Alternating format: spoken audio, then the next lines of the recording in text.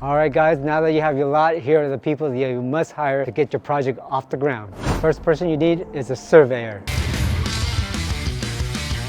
They will tell you your boundary lot lines and then also put all the trees that's on the lot and where your water meter is, your current water meter is. So they'll put that all on their survey for you, and that will help the architect draw your plans out. Second person that you want to hire is the architect. They are probably the most important person because not only will they draw your plans, but they'll probably be the one that helps submit it to the city in the jurisdiction that you are looking to do it in. Once you get that going, then after the architect gets the preliminary plan, then you want to get the next person is the structural engineer. And what does the structural engineer do? They are the ones who tell you, where the load bearing is, how much weight you can put on this floor and that floor, and also the foundations. They'll be the ones that work right after the architect is done with their preliminary plans. And then the fourth person that you might need to hire will be your civil engineer,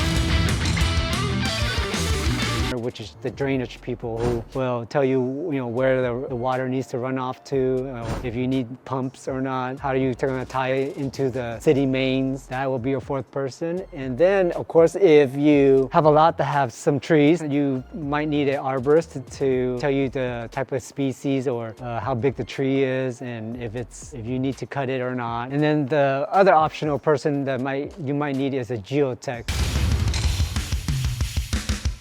Depending on how good your soils are, or if you're on a slope or not, or an ECA area, you might need a geotech to test out the soil.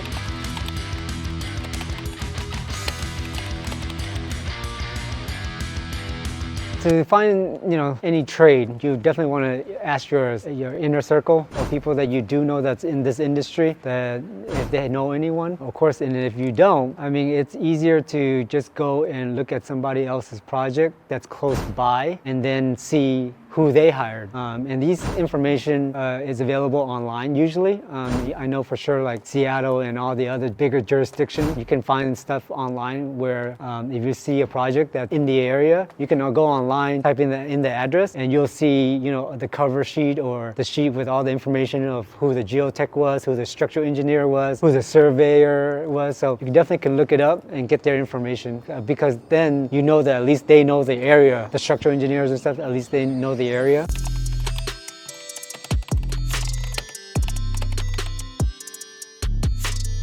Strictly just talking about a DADU development.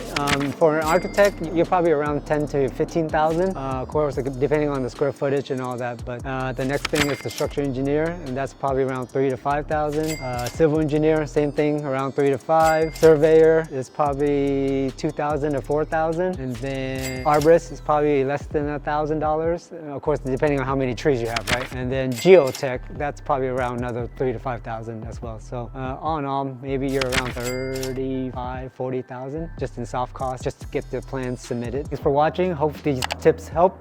Make sure that you like and subscribe and follow me. See you on the next one.